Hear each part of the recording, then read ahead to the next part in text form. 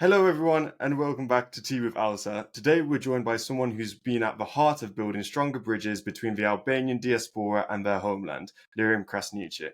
Lirim is a co-executive director of GERMIN, an organization at the forefront of a diaspora engagement. With a background in political science and international development, he's worked across the region to advocate for migrant rights, civil participation, and inclusive growth. Whether it's through research, policy, or programs like Original, Lirim's work has shaped how we think about identity, investment, and connection. It's a pleasure to have you, Lirim. Thank you, Giovanni. It's a pleasure for me to join your podcast, and I want to congratulate you for this new initiative, and I wish you all the best. Thank you very much, Lirim. So we'll go straight into your personal journey. You've dedicated your career to diaspora, development, and migration policy. What first drew you to this field? Was there a turning point or experience that made it that this was a clear path for you? Well, my journey into diaspora and migration obviously wasn't like linear. It's also personal. I, like many families in Kosovo, come from a, a sort of a life journey shaped by migration. Because, like many families in Kosovo, I also come from one that has had people migrating since the 70s and 80s. And I have witnessed on my early life how distance can both weaken and strengthen the bond of someone with the home country, but also with the family. And throughout the way, what made me clear, it was both the personal journey that shaped the way I see migration, but also the gaps that were on the ground on connecting people from the outside with the world we live in the homeland. So, in a way, the gap and the desire to bridge it uh, pulled me into this world. And then let's go deeper into it. So you've studied at CU in Vienna, you've spent time in Romania through the Erasmus program, worked across civil society in Pristina, and now co-lead GERMIN. What personal experiences then shaped your understanding of the diaspora and the responsibility you now carry as a leader in their space? Well, while the history of migration from my family and the society influenced me into delving deeper into this area, the experience that I had myself while studying abroad helped me also further understand uh, the way people with a migrant background are seen in a host society. And these experiences taught me the importance of empathy, trust, and inclusion, which shaped me then my career into civil society. Then connecting with Germin was both accidental but also part of the civil society world in Pristina. I have been lucky to meet Lisa Goshi, one of the founders of Germin, who was working tirelessly then to shape initially the narrative on diaspora engagement. And through our connections in civil society, I sort of had this desire of working with diaspora, but I could only materialize it uh, with knowing someone from Germin. And being at Germin now means not just managing projects, but shaping in a way the discourse, the narratives, and opportunities to reconnect people to the country they come from. And we'll touch more on GoMin. So GoMin is known for working both on the ground and across borders. What does leadership at GoMin look like for you? And then what's actually the most rewarding part of your role? The leadership in Germin is, I would say, it's not typical of a civil society organization, be it in Kosovo, but also the region. Uh, because we are working with a group of people that is quite diverse, and it's diverse like across borders. Uh, and this is something that is also rewarding because you see day to day that what you do is something meaningful and you get reassured about it every day. because of the diversity of people that you meet and you work with every time. I have been now for about 8 years in this world, so to say, and not a single day has been the same because of all this diversity that I am surrounded with. And this is the most rewarding part, actually. And that's why GERMIN, I see GERMIN as an atypical organization in the civil society world because of the people that it has sort of network throughout the years, but also because of the purpose and the mission it moves forward in a way. So migration has played a defining role in Albanian and Kosovan history, from early economic migration to conflict-driven displacement. Can you explain this history, how it shapes the work that GERMIN does today, and how do you think it has influenced the identity and mindset of Albanians and Kosovans throughout the diaspora? Well, I mentioned diversity, and with diversity, I not only mean people of different professional backgrounds or countries, but also histories and personal stories. And in this regard, Albanian migration spans economic hardships, political persecution, war. Each of topics and issues that has left different emotional and structural legacies to the people. And we have had, for example, in Kosovo, we have had several migration waves, as we call in this terminology, and starting from the like economic hardships that people faced during the 60s and 70s that made them migrate. In Europe, some of them known as gastarbeiters or guest workers. And then moving into the late 80s and 90s with people leaving because of the persecution, political persecution. And then after the war, different reasons or different push factors for people to leave. And all these factors and all these sort of spans across migration waves has sort of shaped the way these people see the connection and the relationship with the home. Because at the end of the day, diaspora is all about emotions, all about the emotional connection.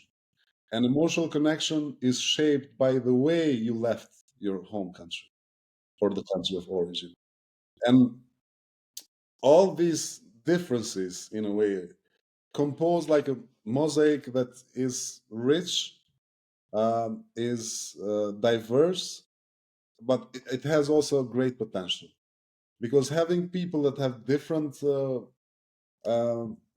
communication, different relationship with the homeland, it's not only a hardship in our case now, but it presents also great potential because you find different motivations for people to engage and to connect. And in this case, uh, we at GERMIN sort of have been developing programs that honor the legacy uh, of structural legacies of people that migrated in different circumstances by making their engagement more structured and more meaningful. And we'll touch on more about the development side. So you've written and spoken about the diaspora being Albanian Kosovo's soft power. What does that phrase mean to you, and how do you see that power being used today?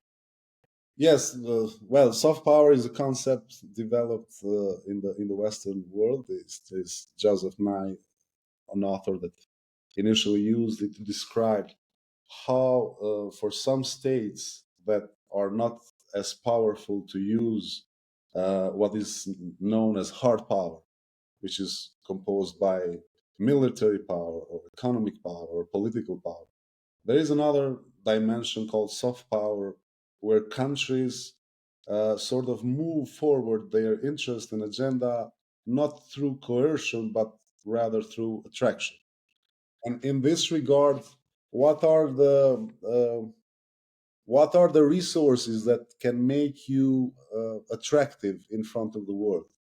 For Albanians as a small nation, that do not really have hard power as a resource to impose their agenda and interests, soft power is the way to go in the world. And in this regard, diaspora represents a resource, a very powerful resource to make us attractive to the world. There is we have some Irish friends that we usually consult, and also some Armenian friends.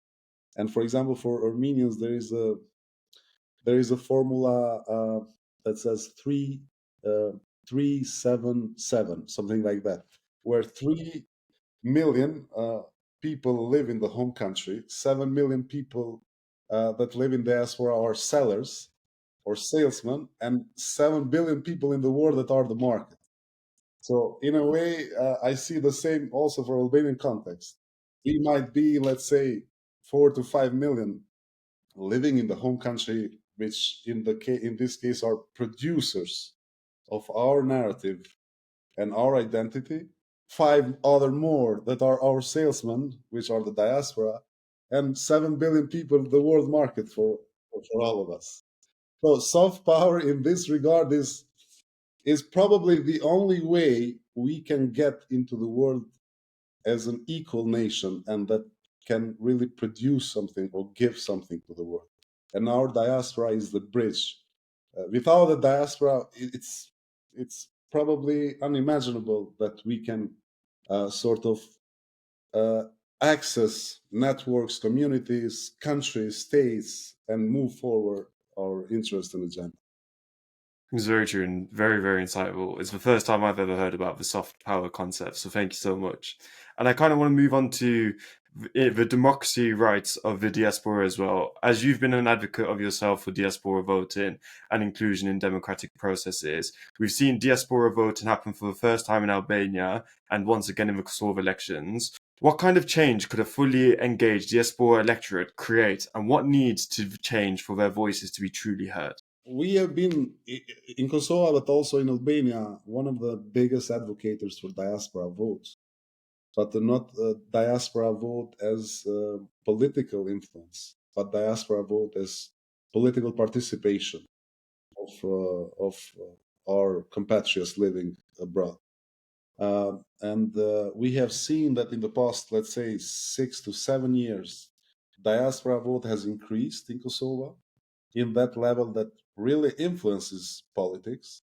And for the first time in Albania, we have had out of country voting or diaspora voting in the parliamentary elections that are organized a few weeks ago. So in this regard, we have really contributed in shaping the discourse and arguments in favor of diaspora voting, because there are also arguments against. And in this regard, we have contributed a lot, I believe, in raising awareness among diaspora communities to understand the voting as not only something that sort of puts them into political scene of the origin country, but as something that makes them equal citizens of Kosovo and Albania, despite the fact that they don't live here. So, and we have produced some reports in that regard. I remember we cited once the Venice Commission on out-of-country voting, a report produced in 2011 that says that countries are not obliged to guarantee out-of-country voting, but whenever they do, they must assure their citizens abroad vote with the same conditions as the citizens in the country. And in this regard, for us, it's clear. It's very important that diaspora votes to be treated equal and to be included in the policy-making processes in the country, but not as a political influence in the internal political competition between the parties. Very true, and it's cool to see. Of course, I feel like this elections, we've seen the influence of diaspora voting, and there is that point of if they're not living in the country, is their vote not worth the same? But as GERMIN has advocated, that it is worth the same, and at the end of the day, we're all citizens of the same country. We all want the best, and that's what a democracy will do. Is that it will get the best of what the people want. Yeah, and if I may add in this regard, diaspora voting is important also to encourage further engagement. Because in principle, if you don't feel included in national political landscape and national policy making, you are less likely to contribute in other areas. So diaspora voting is also a great tool to attract or to bring closer people we have abroad. And for nations like ours that are very small, this is really important because our like best asset are the people we have, and it's really important to keep people close to the policy making, but also keep people close to other economic, social processes in our society. Very true. Thank you. And we'll move on to GERMIN's work and especially the Original program itself. I was on the 5th cohort of the Original program, which was last year, and it was an amazing program. And I just want to give more questions so that more people can hear about it. One of GERMIN's standout initiatives is, of course, the Original program, which you helped bring to life. How did this program come about, and what was the original goal behind creating something so impressive? Well, you have been there yourself, so you probably know it better than me, the experience. But this was something that we really were thinking and discussing a lot since 2019 to 2021.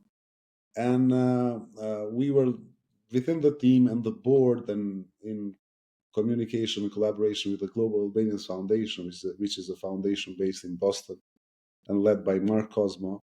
We were discovering and exploring ways on how can we connect the younger generation of the diaspora, uh, which is before a challenge that they do not have the same emotional connection that their parents have.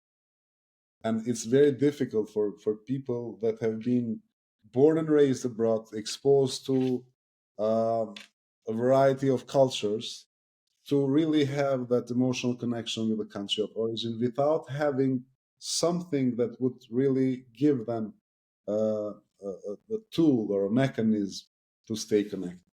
And in this regard, we have been discovering for what is existing in this area.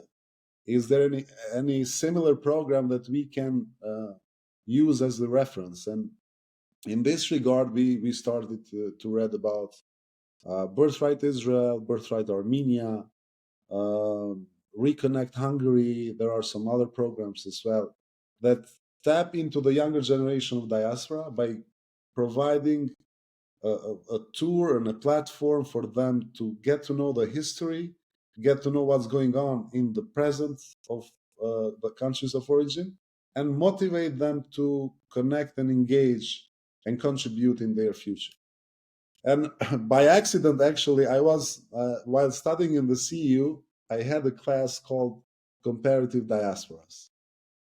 And that class really taught us about the classic diasporas, Jewish, Greek, Armenian. And then moving forward, we were learning about the best examples of diaspora engagement. And there, for the first time myself, actually read about programs like Birthright Israel and Armenia, and proposed to the team and to the board and to Mark Cosmo to discuss. And everybody liked it, actually, as an idea, as a concept. And then we started to develop a concept. We had the concept. We had a virtual conference. I remember in 21 with some of the biggest advocates and supporters now of original and donors as well, to discuss this idea and to sort of present some stories of young generations in diaspora in connection with the home country. And then after that virtual conference, actually, we started an online fundraiser to make it happen. While we were sort of finalizing the concept, we got some feedback from the community, including some young people in diaspora. We talked with some potential donors, everybody was in favor, and then we moved ahead with the fundraiser and then with the implementation. We were lucky also to have done a study visit in Israel to really get to know how they do the program in terms of logistics, communication with participants, service providers, and so on and so forth. And that helped us a lot on sort of structuring the program the way it is now. Luckily, it turned out everything good. We have witnessed that there is an interest from the young generation, but also an interest from older generations of diaspora, be parents or donors or supporters and so on. So this is how we sort of materialized everything and ended up with a program like original, which I would say aims to do three crucial things or three key points. One is to provide a platform for younger generations in diaspora, second, third, and in some cases fourth generation, to get to know where they come from, learn about the history and origin of Albanians, why they are in the tour. Second is to be proud of the present by learning and getting to know each other, not only the people on the ground from Kosovo and Albania, but also their peers from other countries that are part of the program. Make them proud of the present of our countries and the present of our identity. And the third is motivate them for the future or inspire them for the future. So learn about the past, be proud of the present, and get inspired for the future. And I hope this is something that we are doing day after day in a better way. It's truly so cool to hear about the story of how it just came to fruition. And from a perspective of someone who was on the trip, I remember getting one of your videos on Instagram from my mom a year before I went to a trip. I saw it and I got the concept, but I didn't really get like the idea of it's such a small fee to participate on the trip. And I get to go across all these Albanian cities, Kosovo, which I've never been to, at such a small fee. And then in my head, I couldn't wrap around why do people sponsor the program? Why do people give money to the diaspora? What is the point of them giving it just so I can go on this amazing trip and do everything I do? But why do they donate? And that's what I kind of want to understand from you is Original has been so successful in gaining so many sponsors, support and fundraising traction, especially given it's not a commercial program at all. What are sponsors seeing in this initiative that's valuable for them? Mm-hmm. Yeah, this is very important, actually. Very good question. And there is something that many older generations or first generation of Albanian migrants that they have had many hardships in maintaining the connection with the origin, and they see or they fear in a way that there is an increasing gap for their kids to stay connected and maintain that connection. And this is one of the most important reasons why many people in diaspora donate for the program. Then there is also some very generous donors, some of the biggest that we have, that see this program as an investment for the future of the Albanians anywhere in the world, but also for the future of our countries, Kosovo, Albania, but also other areas in the Balkans where Albanians are autochthonous in a way. So this is being seen as an investment to keep Albanians close with each other, but keep Albanians close with the origin. And we have had some very generous people that has gifted in a way a lot. And we want to sort of spread this message to the participants. This is a gift from diaspora people mostly to anyone that has been born Albanian but born and raised abroad, to have this opportunity to visit the origin country for free in a way. So this is in a way considered as a gift made by these very generous people in diaspora for the younger generations to maintain the connection with the homeland and origin, so that this helps them, as I said, inspires them for the future. And this is very, in a way, very profound, because it's something that in a sponsor world or sponsorships world, it's very difficult to explain, because the impact of the program is not immediate in a way. Of course, there is an immediate impression by participants, but if you measure it with indicators or numbers, it's very difficult to sort of present the impact of the program the year after or after 2 years. But long term, this is a big investment, I believe, and I'm really thankful, and I'm happy actually to have met so many people that are investing in the program, because this is an investment for the future. I believe you or any other alumni, 10 years after, 15 years after, you will have a career, you will work somewhere. And there is something I truly believe from the program that's stuck in your mind and your heart that will somehow come back into use at some point in your career, whenever it can. And it's enough for, let's say, 10% of the alumni, if something that they got through the program, to be a turning point sometime in their career in the connection with the origin and homeland countries. And in a way, at the end, I believe we are, people in general are extension of the land. Whenever we go or wherever we go, as Albanians, we cannot really cut the roots, and we don't need to cut the roots in the first place. But the goal is, and the challenge is, how to embrace our identity, how to celebrate our identity, and how to make them work for us first, and then for the world. Because I believe the better we are as Albanians, the better the world is. Because we will be able to contribute more, not only for ourselves, but for the rest of the world. So this is something that is really made possible through the sponsors and donors that we have.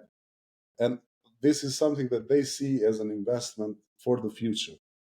And this is very profound, and I cannot be more grateful for the people that really made this program possible.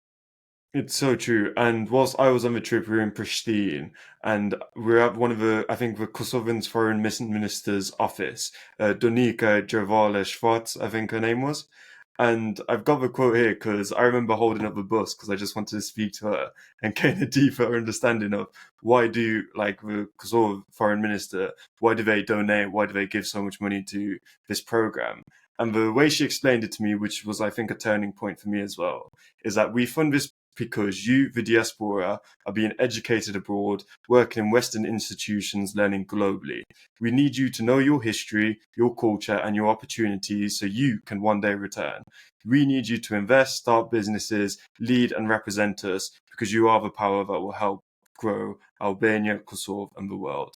And I think when I heard that, it just was a turning point. It was the catalyst of, okay, this is why they donate. This is why this program is so important. Because the diaspora is what's going to educate more Albanians living in Albania and Kosovo. The idea of them coming back, improving standards of living, improving politics, economy, social mobility, everything about it. And the diaspora is just one of the biggest factors that will help. And that's how it clicked for me as well. So truly amazing.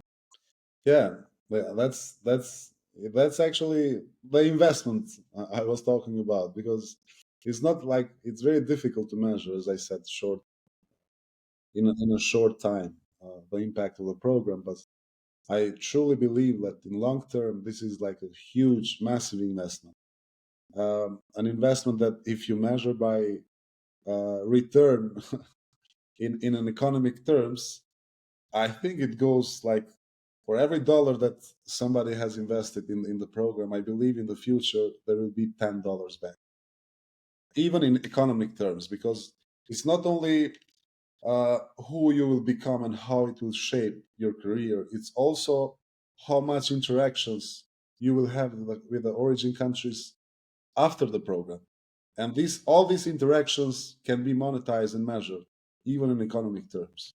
Yeah, and even just touch on the social and environmental points as well. I was lucky enough to help you guys at Original interview the next cohort for this year's cohort, and of course, interviewing them, I was asking some of their goals, what they want to do.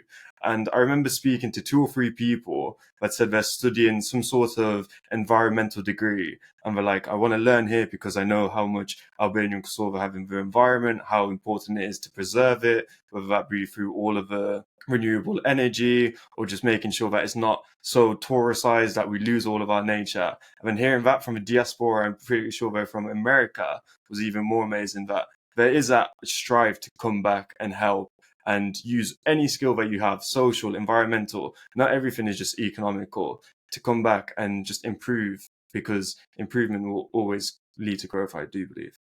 Yeah, that's true. And it's really nice to see you, the alumni, actually volunteering for the program, be it through like interviewing future participants, or helping in other way, in an administrative way, preparing the programs. And you could see yourself. It's becoming attractive, and that's one of the goals actually.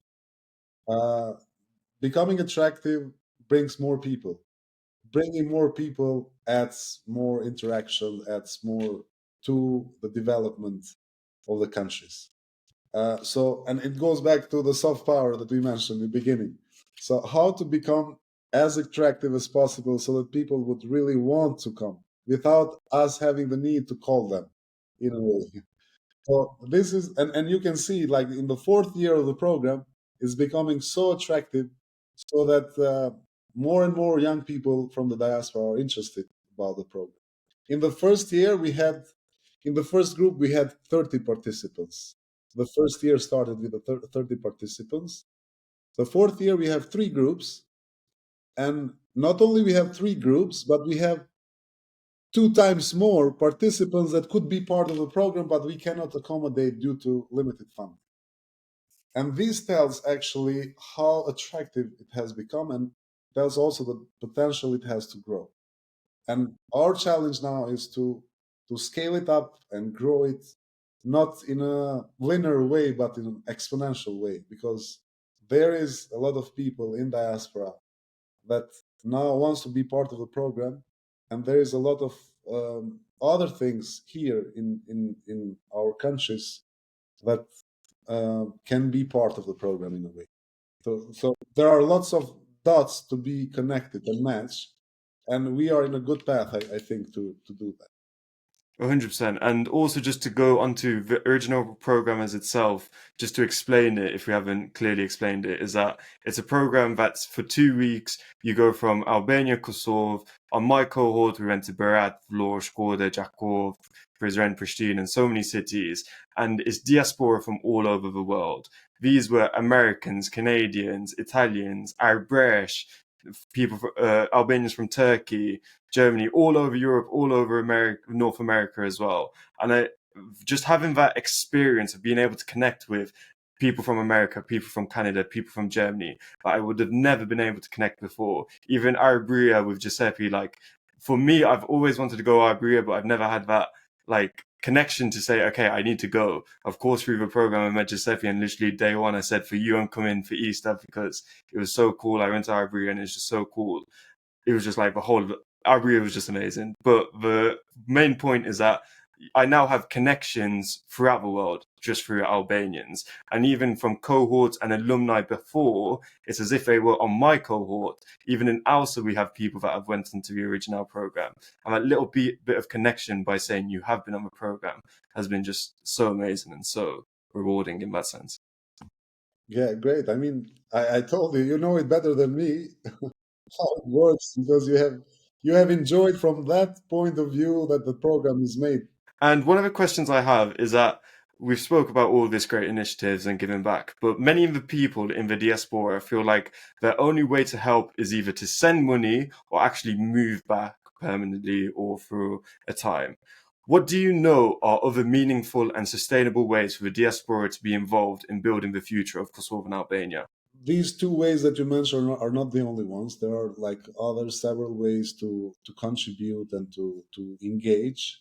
And we as GERMIN have been like sort of shaping a different narrative on engaging and contributing to the homeland. Today, with technological advancements in the world that we live in, it's possible to contribute uh, either by living in London or Berlin or Brussels, and without the need to move physically here. And in some cases, you can be even more productive by staying in London than by being in Pristina. Because we know that, uh, for example, we as small nations, we need international recognition, international promotion. And in this regard, for example, people working in international organizations are more productive to serve this goal than by living in Pristina. And there are many ways now that somebody can sort of materialize the contribution. We as GERMIN have crafted so many projects and initiatives like mentorships, virtual mentorships, for example. We have had several projects of virtual mentorships from diaspora professionals, as we call, to work with women in politics in Kosovo, women entrepreneurs in Albania, local associations, local organizations, institutions. So somebody, for example, from Zurich would serve as a mentor for a local woman entrepreneur living in Prizren, let's say. So we are lucky that we live in a world that technology has brought us very close to each other. But not only thanks to the technology, but also, as I mentioned, somebody now can work in an institution organization abroad and serve the interest of the country of origin. And there are also other ways that, in a way, encourage people to not only contribute to the country of origin, but also contribute to the communities of diaspora they live in abroad. And this is also very important to mention. It's not only important to contribute to Kosovo or Albania, but it's also important to contribute to the community you are living. We know Albanians, for different reasons, have had many challenges living abroad. Be it like integration challenges, work-related challenges, and so on and so forth. And sometimes, not sometimes, maybe always, there have been people within the communities that really supported each other and made that community thrive in a way. Because a successful network, organization, or community in diaspora, it's a great addition to the origin, to the country, to the identity. By being, sometimes it's enough just being a good professional wherever you are. Because you have an Albanian name, you cannot change it. Everybody will acknowledge that. And you being a professional in whatever field impacts the image of Albanians in your community. And this is something really important because we have seen, and I myself have talked a lot about it, talked with a lot of people, and sometimes people sort of do not feel good or even ashamed that they are not able to contribute or to give back or something like that. But they forget that by just being good as individuals, whoever they are contributing to a positive image of the nation and the countries of origin. It's very true, and as you said, the name itself, just having an Albanian name is so obvious. Like even me, everyone says, "Oh, why is it GJ? Like, isn't it supposed to be GI?" And then I get to tell them, "Yeah, I'm Albanian, easy."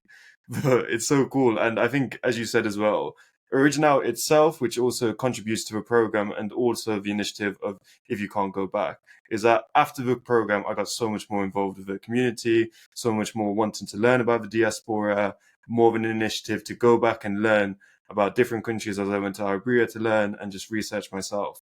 So it does show that you can help your community where you are close, because that's where you'll be. And as you said, if you don't have community, as I said, I was interviewing a lot, and there was many from Texas, and they said we don't have a community, Albanian community here in Texas. But they were trying. They said we're doing this online, we're doing this in our university. Even if there's two or three of them, as you said, all of us hold Albania and Kosovo as a brand ourselves. When they speak to other people, they can say, "Oh, I do know about Albanian." And also with all the narrative problems that we have as Albanians in Kosovo, that is what's going to change narrative, is when you yourself is presenting your nation by doing the normal things you do that are so unlinked to anything to do with Albania and Kosovo. It's just about how you carry yourself. Yeah, and the more we are connected to each other, the easier it is for future generations to connect with each other and to also thrive in their careers. Imagine you go to New York, for example, and you meet people that you never met. Just by the fact that they are Albanian, you get like a connection immediately. So you have, in a way, a brother or sister anywhere in the world without having met them before. And this brings people even more closer. That's something that is a reality now, and it will be even more only if we contribute, if we work more now to connect and inspire people to engage in their communities. And it makes easier and easier for future generations after us, and it's a legacy also. I mentioned all the contributions and sponsors and donors. It's not only the investment and everything they do, all the reasons that they invest in the programs like Original, but it's a legacy they leave for future generations. And everybody has something to leave in a way in this world for future generations. 100%. And this goes perfectly onto my next topic, which is you wrote a powerful article years ago called The Unofficial Ambassadors. If you had to rewrite it today, what would you add or change? Well, I would probably not change anything in the article, but just add some more names or examples of unofficial ambassadors. I've added some really important names in that article that tell that there are Albanians in the diaspora that played the role of an ambassador without having the title. And in this regard, since then, I have seen myself personally, a lot of Albanians playing the roles that they are not entitled, but because they want and because they care. For example, I have seen in Switzerland people playing the role of a director of an economic chamber in Kosovo, opening access to Swiss market for Kosovo companies without having an official role to do that. There are other people, let's say in Brussels or DC or other countries that provide access for Albania and Kosovo international forums and networks. And that's the role of a Minister of Foreign Affairs, yes, or an official ambassador. So there are a lot of people out there that really play the role of ambassadors for our countries and for our nation without having the title. And that's the beauty of this, because they all have a common denominator. It's not that they do this work because they have to; it's because they care. That's what pushes them to do this. And that article, I've tried to explain this and portray it with like figures like starting from Carl Gega to uh, Dua Lipa or Ismail Kadare or others. And in the past 5 to 6 years, we have witnessed a lot many more people that are unofficial ambassadors. And wherever we go, it's interesting. Whenever we go in the diaspora to organize events close to, be it Kosovo embassies or Albanian embassies, I try to sort of make fun a little bit with the ambassadors by saying, official ambassadors, by saying to the audience that we have official ambassador here, and 100 unofficial ambassadors that are here. And official ambassadors have a mandate of 4 years. The unofficial ambassadors are lifetime mandate. So this is it in a way. There are a lot more people year by year that play the role of unofficial ambassadors. And then I kind of want to touch on you've written about the need for more cultural education abroad, especially language and history. What do you think are ways to help preserve that identity for future generations? As just to touch on the topic, I was in Arboria, as I said, and these Arbresh have kept their culture for 500 years. They've been in the same villages. And I would think that they've kept it, but they're also struggling, the same as Albanians today and Kosovars today, of keeping that history due to globalization, due to maybe just English being easier to speak, etc., or due to not taking their effort to learn the history. What is ways that you think we can help to preserve the identity? By making language, history, and culture both accessible and aspirational. Uh, because in many cases, it's not accessible to learn the language. It's okay, there are parents that are trying to do their best to teach the language to their kids, but that's something voluntarily. It's not something that, for example, you or other younger, even younger people in diaspora want to learn the Albanian language and they have a class or they have a course or they have a cultural center they can access in a way. So we need this is a work actually that needs to be done by the institutions of Albania and Kosovo. But also we have institutions in North Macedonia that are mandated uh, to work with Albanian diaspora. They need to provide an infrastructure where learning the Albanian language and culture and history is accessible for anyone that wants to do it. And by this, you make it aspirational.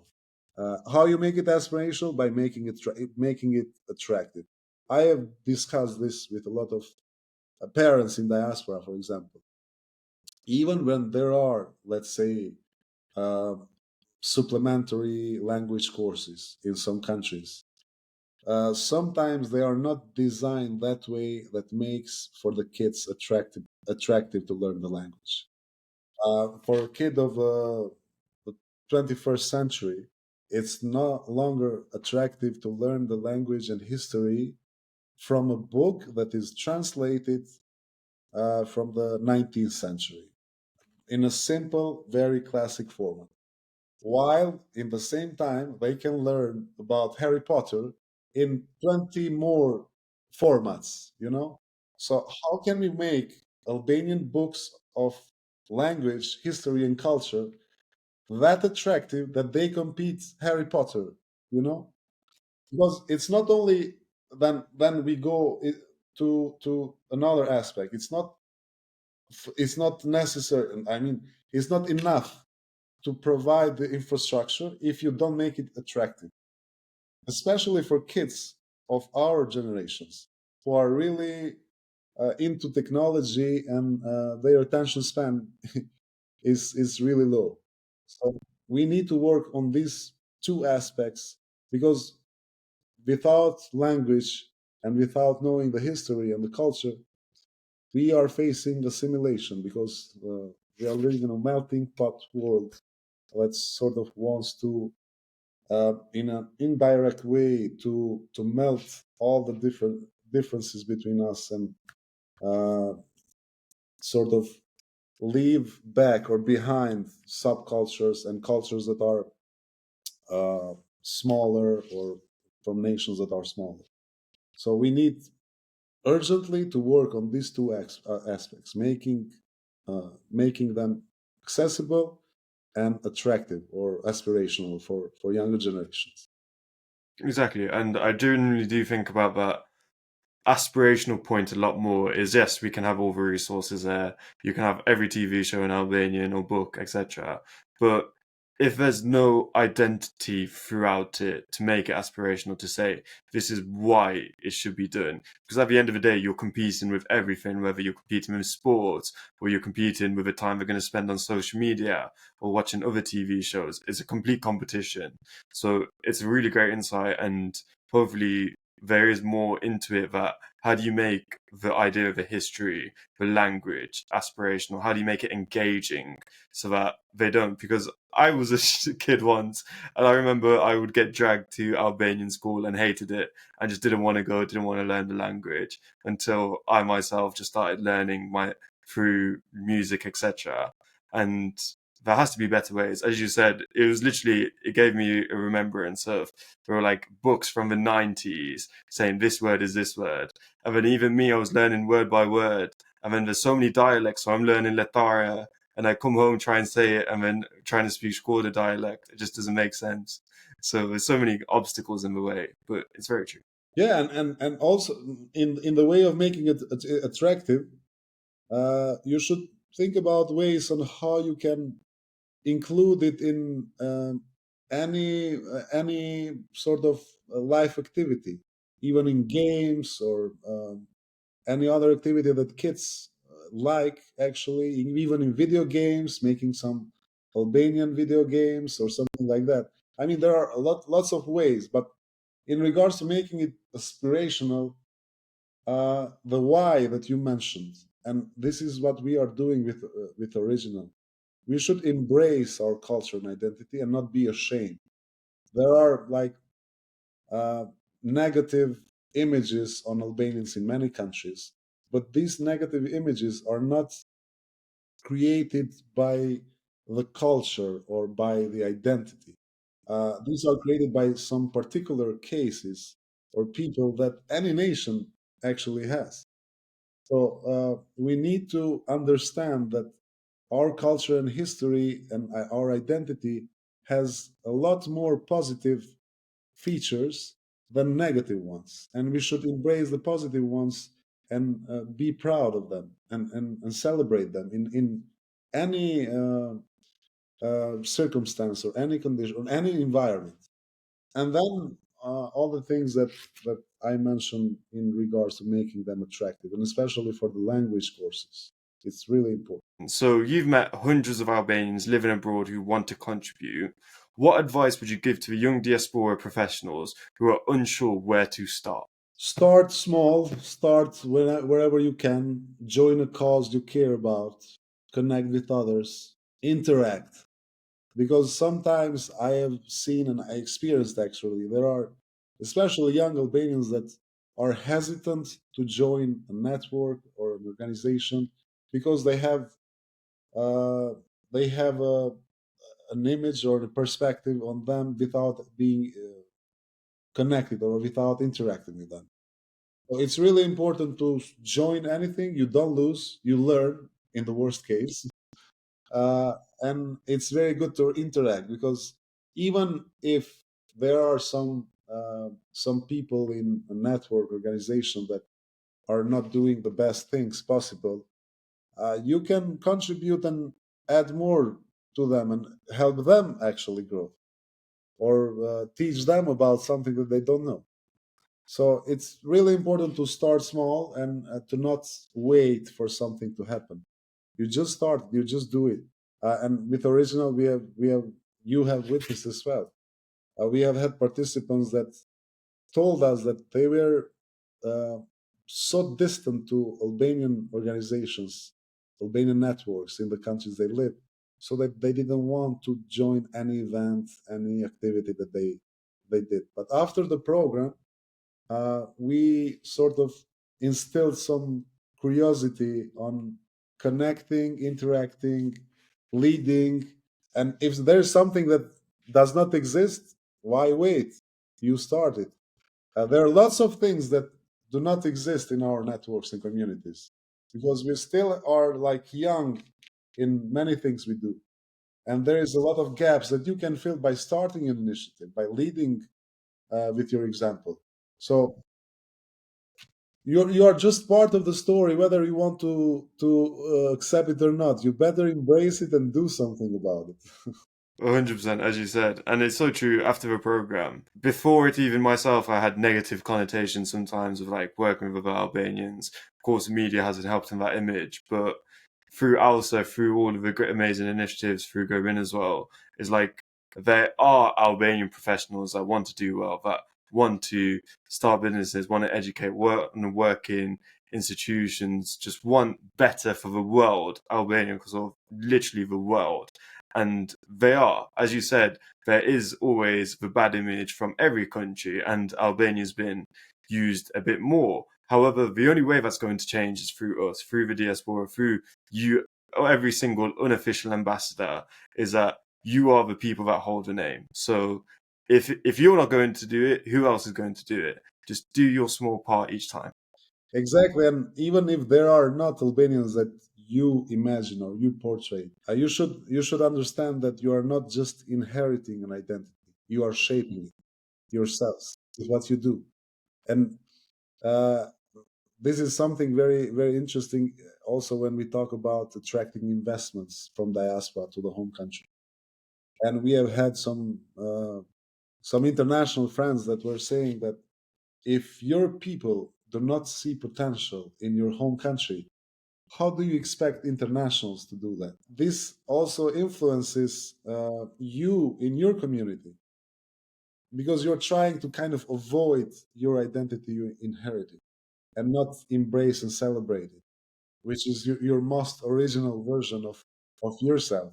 So every one of us is shaping the Albanian identity of the modern days. It's not just inheriting it. What gives you the most hope about the future of the Albanian diaspora and its role in shaping the region? I'm really hopeful and I'm optimist by nature, but seeing the growth on interactions, on communication, on networks, on public presence gives me like really great hope that the future is bright for us.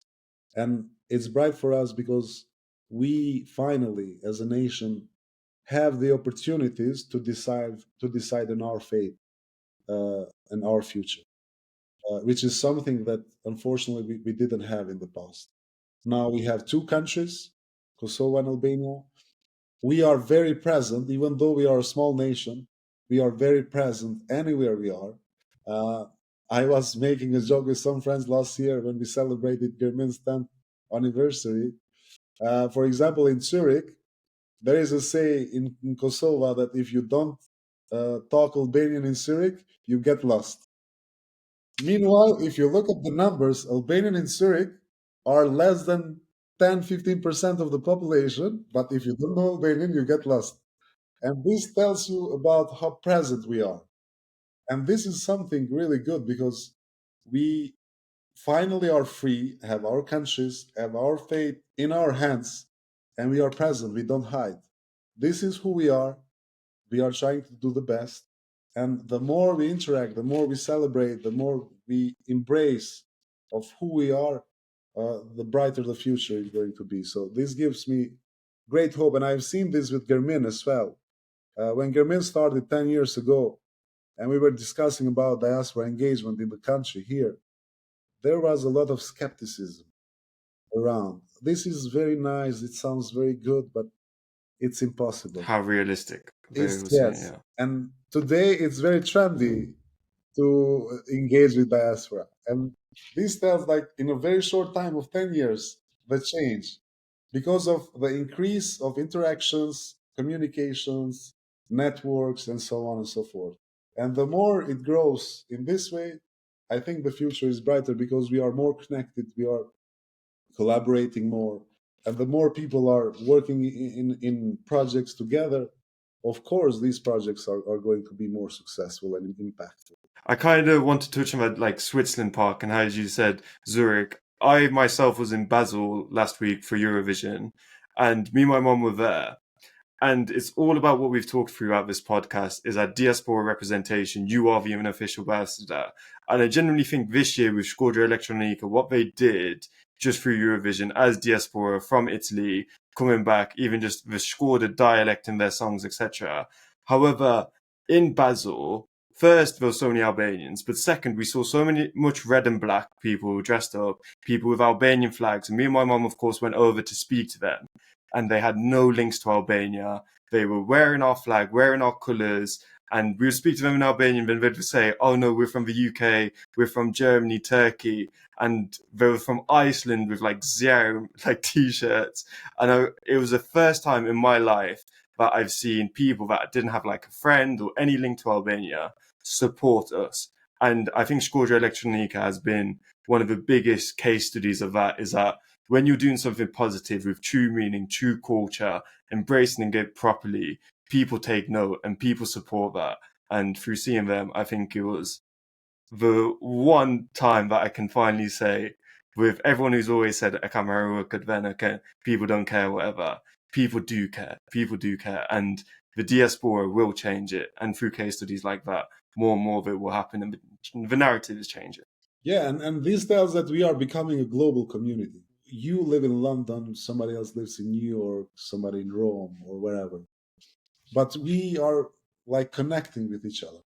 And this makes us a global community that is present almost everywhere and has its roots somewhere that are sort of giving them power, giving them energy to embrace their identity and culture.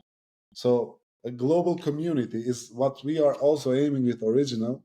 So we are trying to develop slowly a platform of original alumni where all participants of all cohorts, all groups, all years will be part of one digital platform where if you go in New York, you will see who from alumni is in New York, and you can interact with them in a way.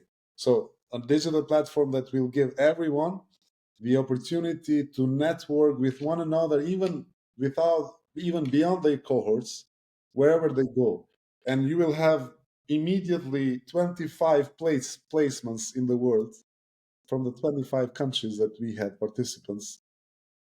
And the opportunity to interact and connect is much higher.